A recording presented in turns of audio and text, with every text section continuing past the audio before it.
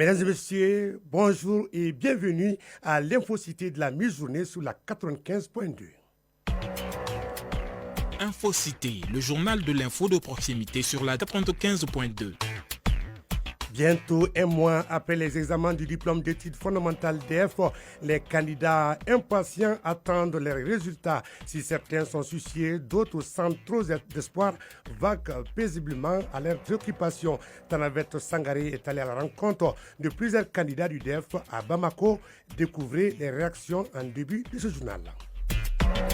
À la découverte de deux brillantes femmes diplomates de carrière, Aïssata Gueye et Rukiatou Djikine. Ces deux personnalités sont des modèles pour la gente féminine dans le domaine de la diplomatie. Dans le cadre de la Journée internationale des femmes diplomates, célébrée le 24 juin, Aïssata Yanogo nous éclaire sur le parcours de ces deux femmes. La rubrique culture du mardi fait un focus sur Sahel Benkan, l'hymne de la Confédération de l'Alliance des États du Sahel AES. Cette chanson composée de 3 couplets et un refrain commence à être adoptée par de nombreux jeunes. Cheikh Amadou Diarra nous en donne tous les détails. L'actualité internationale en direct avec Khadija Traoré. Voilà pour le sommaire. La mise en onde est assurée par Diala Samake. Je suis Cédou Traoré à la présentation. Très heureux de vous retrouver en ce mardi 1er juillet 2025. L'état-major général des armées informe l'opinion des attaques coordonnées perpétrées très tôt ce matin 1er juillet 2025 contre les positions des FAMA à Nyono, Molodo, Sandaré, Nyoro du Sahel, Diboli, Gogi et Kaye. L'état-major général des armées rappelle que la situation est suivie de très près. Plus de détails sur les évolutions avec les informations officielles des FAMA. Comme annoncé dans le sommaire, les candidats au diplôme d'études fondamentales DEF attendent avec impatience les résultats. Environ un mois après les épreuves, notre reporter Tanavet Sangaré est allé à la rencontre des candidats. Certains expriment leur stress tandis que d'autres font part de leur pessimisme. Suivons son reportage. Ouais Joe, ça va? Tu vas bien?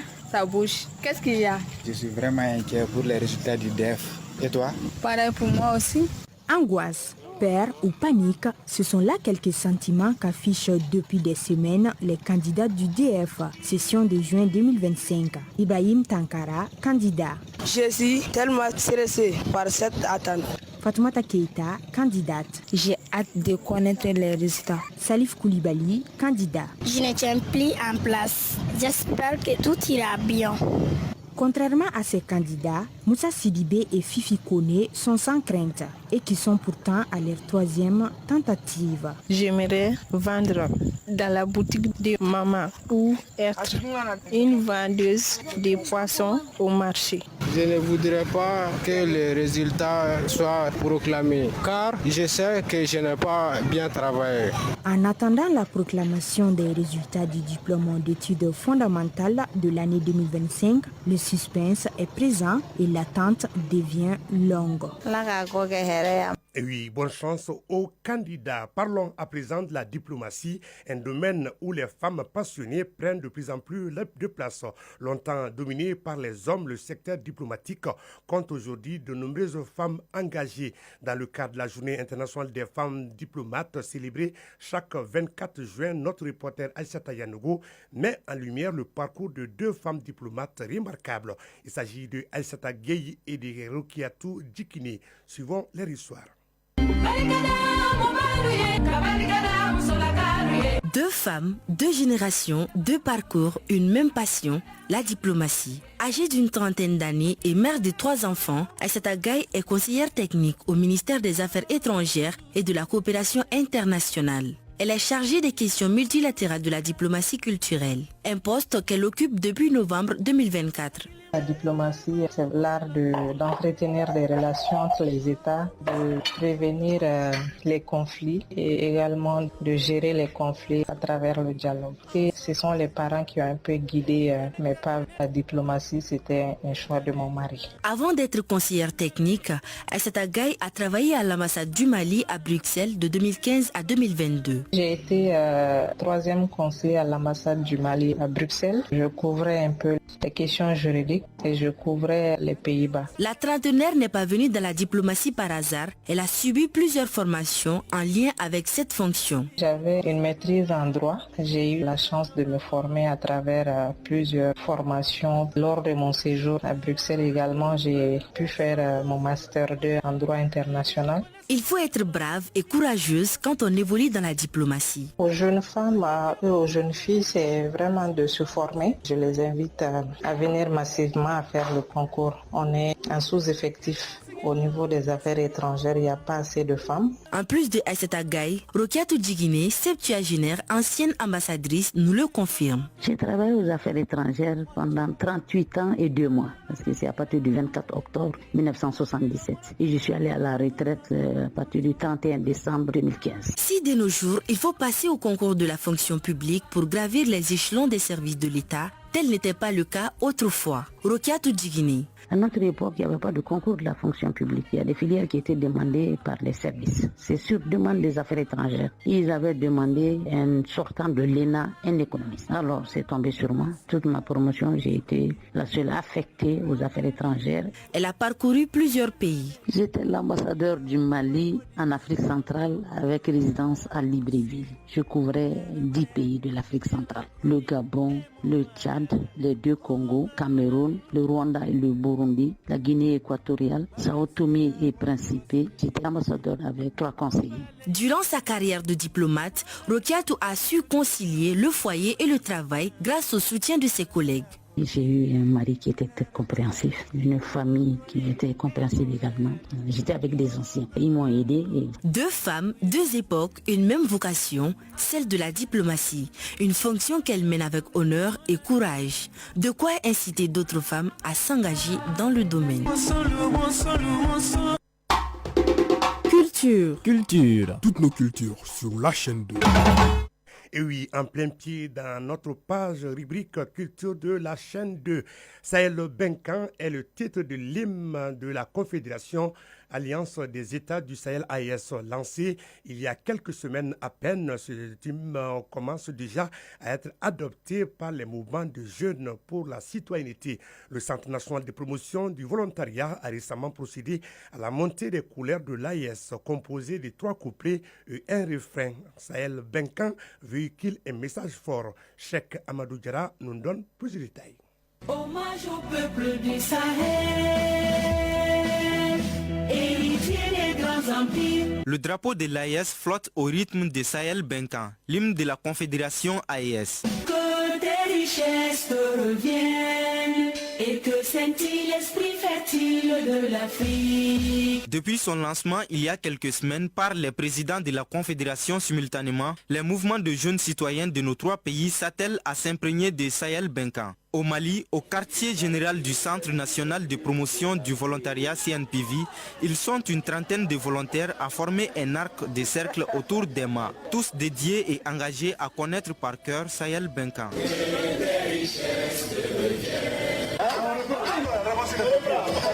J'avoue que j'ai été un peu étonnée des mots utilisés dans l'hymne en question, parce qu'il éveille en nous des frissons, des sentiments de joie. Je l'apprends l'une de l'AES et je veux que je sois un bon citoyen. Cet hymne de la Confédération de l'AES, vraiment, c'est un hymne qui touche le cœur, non seulement le peuple de l'AES en particulier, mais pour toute l'Afrique. Dans ce rapide apprentissage, les volontaires semblent bien prendre le rythme. Démonstration grandeur nature, c'est parti pour la montée des couleurs de l'AES avec le concours des pionniers.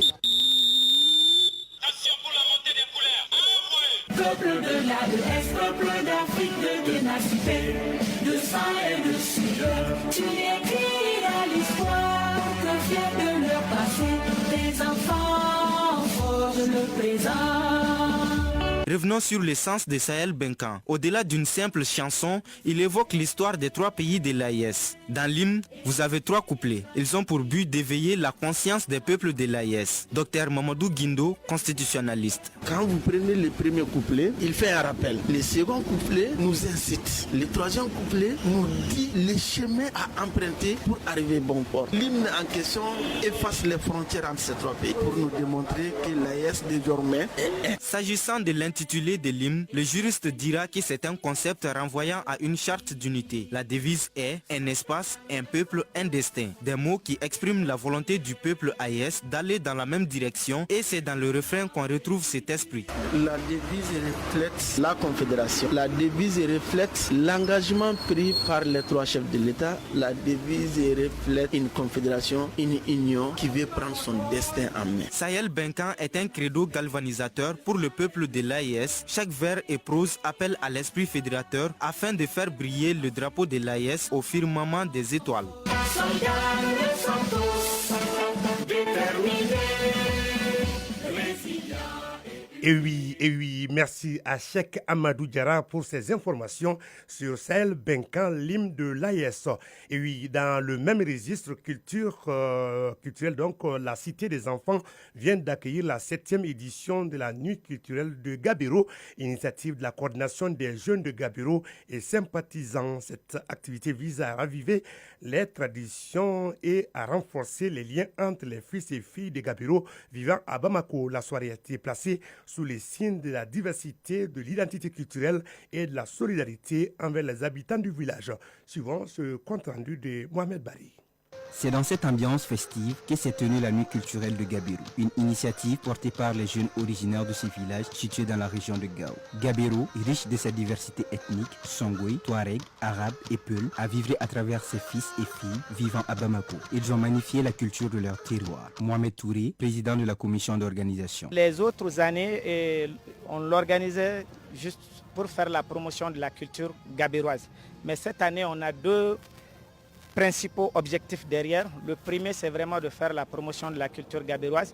Le second, c'est vraiment de pouvoir collecter des fonds et aller aider nos parents déplacés qui sont actuellement à Gao, dans des situations très précaires. Le programme de la soirée était riche, chants traditionnels, danse, sketch, défilés en tenue traditionnelle, entre autres. L'objectif était clair, faire découvrir et valoriser la culture gabiroise. Il s'agissait aussi de renforcer le lien intergénérationnel entre les aînés et la jeunesse, afin que personne n'oublie ses racines. Mouda Kouina, participant. Je connaissais Gabiro qui est de nom, mais ce soir j'ai vraiment aimé et j'ai vraiment aimé connaître la culture gabiroise.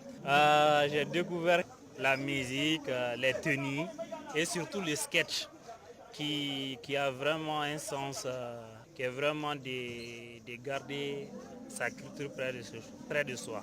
Aminata Diko, marraine.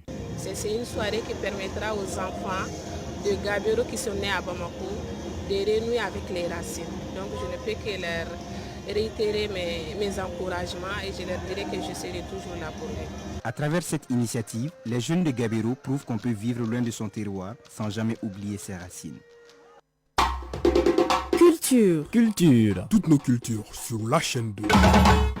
À présent, le tour d'horizon de l'actualité internationale.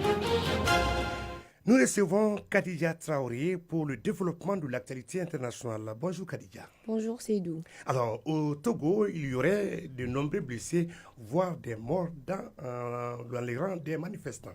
La capitale togolaise est le théâtre de violentes protestations populaires depuis quelques jours contre la détérioration des conditions sociales et une réforme constitutionnelle.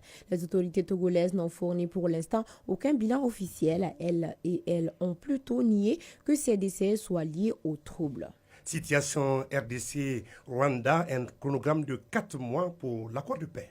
Les deux pays doivent mettre en place un mécanisme conjoint de coordination pour commencer. L'accord sera appliqué en plusieurs étapes dans un chronogramme de 4 mois, assisté par un comité de surveillance commun dont l'Union africaine, les États-Unis et le Qatar. La première réunion du mécanisme conjoint doit avoir lieu au plus tard le 11 août prochain. Et enfin, en Afrique du Sud, le bilan des inondations grimpe à 100 morts.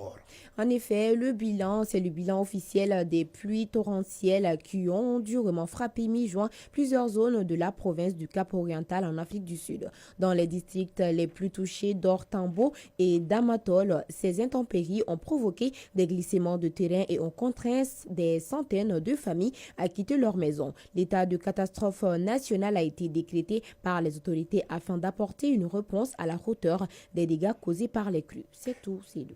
Merci Khadija Traoré pour toutes ces nouvelles internationales. Passons à présent à la météo.